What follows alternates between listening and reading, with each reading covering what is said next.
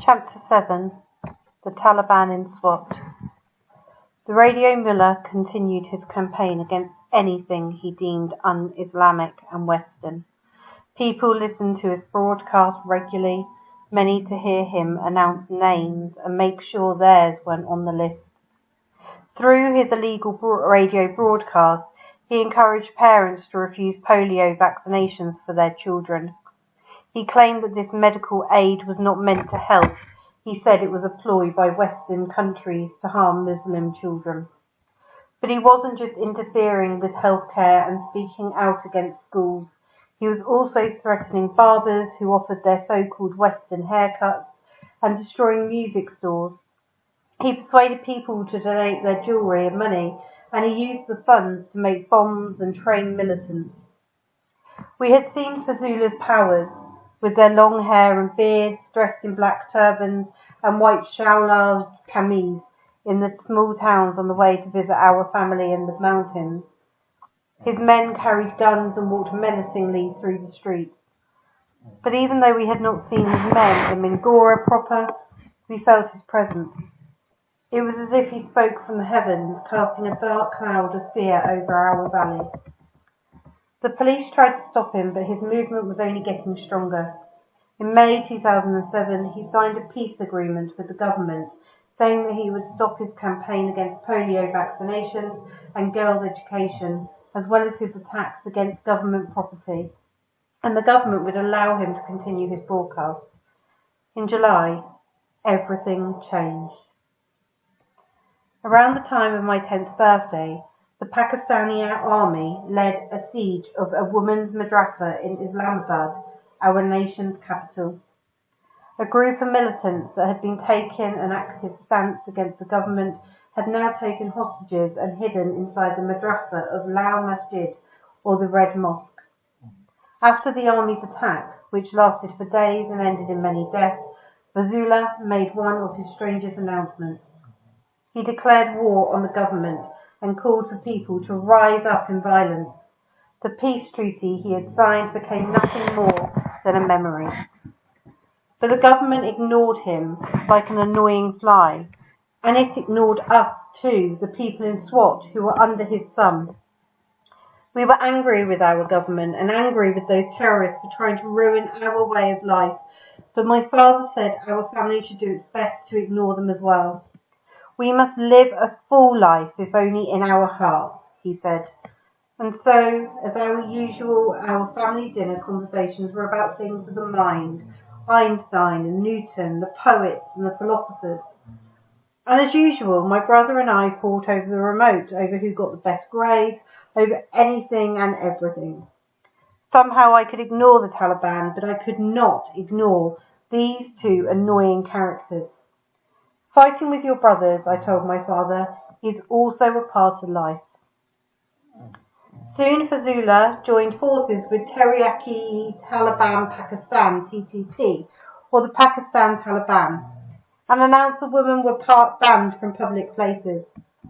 The males in the family should enforce this order, he said, and keep tight control over their families or be punished themselves. Within 6 months, the streets became strangely absent of women because they were too afraid to go out to do their shopping. The DVD shops that sold Bollywood films and children's movies pulled down their shutters and went out of business. Fazula claimed that watching movies and TV shows was a sin because it meant that women would look upon men and men would look upon women who were forbidden to them. Under the threat of his followers, people were terrified. Some took their TVs, DVDs and CDs to the public square where the Radio Mullah man set them on fire. Stories spread that his men were patrolling the streets in pickup trucks, shouting his orders from megaphones. Then we heard that his followers were listening at people's doors. If they heard a TV, they bashed the door in and then smashed the TV to bits. After my brothers and I cowered in front of our beloved TV, the volume turned down to a whisper.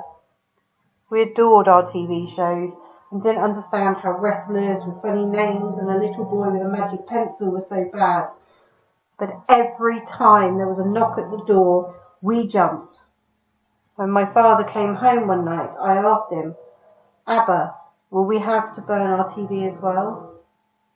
Eventually, we moved our TV to a closet. At least if strangers came to the door, they wouldn't see it. How had this happened? How did an unschooled fanatic turn himself into a kind of radio god? And why was no one prepared to defy him? Through it all, the Cushell school carried on as usual. A few more of our classmates dropped out, but the rest of us appreciated our schooling all the more. Our class even had a discussion. The government may not be behaving as it should, but could we run our classroom a bit more like democracy? We hit on an idea. Since the most studious girls always sat up front, we would switch seats every week. If you got to the front row one week, you'd find yourself in the back the next. It was a bit of a game, but it was our small way of saying that all girls and all people are equal. But beyond the walls of our school, Mingora had become like a prison. Banners that read "Women Not Allowed" were strung up at the entrance to the market. All music and electronic shops were shut down. Fazula even outlawed an old-fashioned children's game called Cat Room, where we flicked discs across a wooden board. He had started announcing the names of schoolgirls on his radio show. "Miss So-and-so has stopped going to school and will go to heaven," he said. Or "Miss So-and-so has left school and I congratulate her parents." My mother now insisted that I never walk to school by myself for fear that I would be seen alone in my school uniform by the Taliban. Every day I noticed that a few more of our classmates were missing, and every night on his radio show, Fazula kept up his attacks, saying that girls who went to school were not good Muslims, that we would go to hell. One day, one of our teachers went to my father and said he would no longer teach girls. Another said he was leaving to help Fazula build a religious centre. It was a dark day. The Cushell school, which had always been our refuge, had fallen under the shadow of Radio Mullah. Fazula had set up a public court to enforce his edicts, and his men were now flogging or killing policemen, government officials, and other men and women who disobeyed him. Hundreds gathered to watch the flogging, shouting, "Allah Akbar! God is great!" with each lash. Sometimes people said Fazula arrived at the proceedings, galloping in on a black horse. Much of Fazula's justice was exacted in the dead of night. Later in his reign of terror, violators were dragged from their homes and killed. Their bodies would be displayed in the green square the next morning. Often a note was pinned to the body. "This is what happens to spies and infidels." Or, "Do not touch this body until 11 a.m. or you will be next." Before long, people had a new name for the green square. They called it the Bloody Square. I shuddered to hear these stories. What was becoming of my city? What would become of us? "God," I said when I went to bed, "I know you are busy with many, many things around the world, but do you see what is happening here in Swat?" One night I overheard my parents talking in hushed voices. "You must do it," my mother said. "To be afraid is no solution." "I will not go without your blessing," my father said. "God will protect you," she said, "because you are speaking the truth." I stepped out of my hiding place and asked what was going on. My father said he was going to a meeting that night to speak out against the Taliban.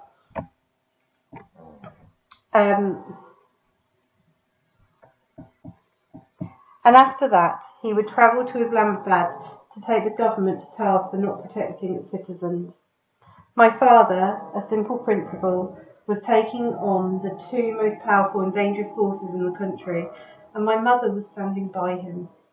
Most Pashtun women would cry and beg and cling to their husbands' sleeves, but most Pashtun men would ignore their wives. Few would have even consulted them in the first place. But my parents were not like other parents.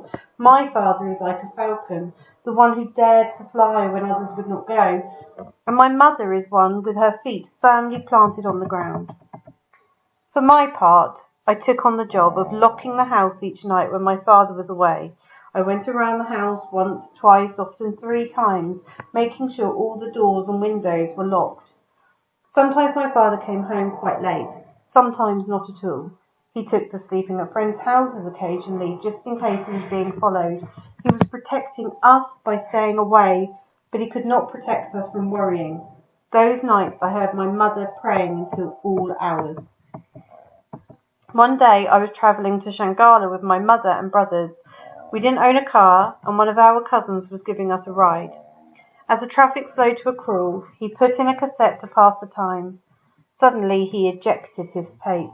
He scrambled to gather up all the other cassettes he kept in the glove box. "Quick," he said to my mother, "hide these in your handbag." 2 men drew near our car. They were wearing black turbans and camouflage vests over their shalwar kameez. They had long hair and beards, and they were carrying Kalashnikov automatic weapons. I was face to face with the Taliban. They were searching cars for anything they claimed was forbidden by Islam.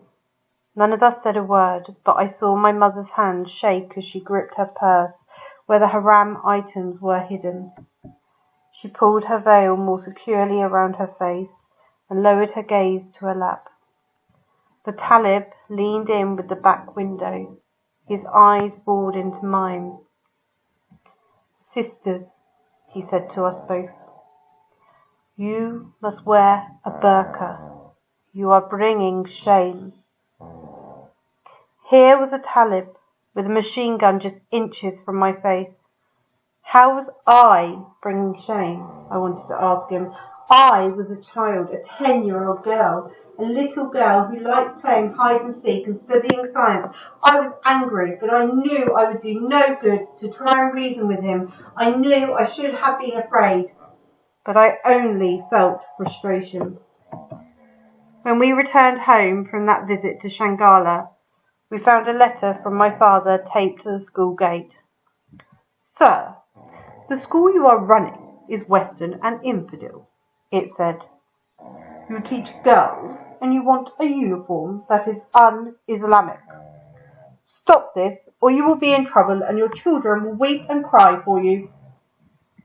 It was signed Fadayin of Islam, devotees of Islam. The Taliban had threatened my father. Now I was afraid.